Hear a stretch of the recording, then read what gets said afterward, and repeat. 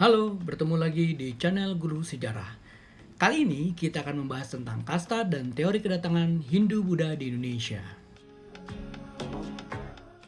Apabila kita menggambar peta Eropa, kita bisa melihat bahwa asal-usul orang Hindu yang ada di India berasal dari Eropa, yaitu suku bangsa Arya.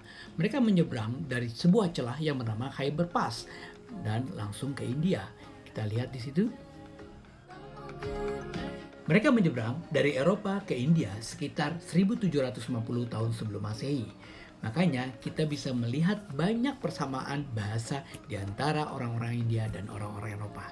Kita bisa lihat contohnya seperti kata mother dalam bahasa Inggris, dalam bahasa Sanskrit itu matar, dan bahasa Jerman itu adalah Mutter. Kita bisa lihat di sini. Selanjutnya, orang Arya yang mendiami lembah Sungai Gangga mengembangkan peradabannya.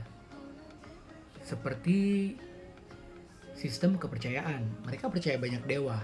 Dewa utama yang mereka percaya adalah Dewa Brahma. Dewa ini adalah dewa pencipta.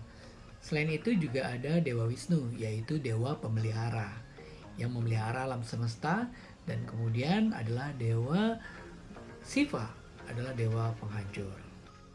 Warisan dari kepercayaan agama Hindu yaitu kitab Veda yang berarti ilmu pengetahuan. Sampai saat ini kita bisa baca. Dalam sistem kemasyarakatan, mereka membagi masyarakat berdasarkan pekerjaannya. Ini disebut sebagai kasta. Kita bisa lihat yang pertama adalah kasta Brahmana atau orang-orang yang menggeluti bidang religius. Yang kedua adalah Satria. Satria para pengatur negara seperti militer, negarawan, dan lain-lain. Kemudian yang ketiga adalah Waisya. Waisya ini adalah pedagang. Dan yang terakhir adalah Sudra, orang-orang yang bekerja kasar. Selanjutnya, mereka menyebarkan agama dan kepercayaannya keluar India. Mereka datang ke Indonesia menurut beberapa ahli sekitar tahun 73 Masehi. Namun, bukti baru ditemukan di kerajaan Kutai. Nama prasastinya Yupa sekitar abad keempat. Selanjutnya kita membahas tentang teori kedatangan Hindu-Buddha di Indonesia. Tentu saja ada perbedaan di antara para ahli. Yang pertama adalah teori Waisya, bahwa Hindu-Buddha yang ada di Indonesia itu dibawa oleh pedagang. Ketika mereka menunggu arah angin, mereka menetap di Indonesia dan mereka melakukan pembauran dengan orang-orang Indonesia. Selanjutnya, yang kedua adalah teori Satria. Ada pendapat bahwa para Satria terlibat konflik dalam perebutan kekuasaan di Indonesia. Satria yang membantu memenangkan pertikaian tersebut akan dinikahkan dengan salah satu putri kepala suku atau kelompok yang dimenangkan sebagai hadiah. Ada juga teori yang mengatakan bahwa keluarga kerajaan India Selatan melarikan diri ke Indonesia saat kerajaannya runtuh. Lalu mereka mendirikan kerajaan Indonesia. Ini dikemukakan oleh J.L. Moons. Teori lain oleh Mukherjee bilang bahwa ada juga yang berpendapat bahwa Satria ini membangun koloni-koloni yang berkembang dan menjadi sebuah kerajaan.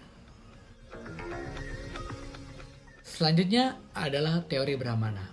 Menurut teori ini, kebudayaan Hindu-Buddha dibawa oleh para Brahmana, golongan yang menguasai ilmu pengetahuan suci dan pengetahuan ilmiah umum.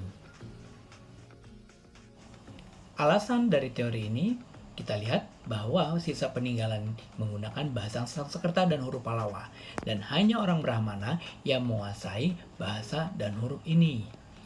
Dan teori yang terakhir yaitu teori arus balik mengatakan bahwa orang Indonesia sendiri yang belajar ke India dan kemudian mereka mengembangkan Hindu-Buddha di Indonesia.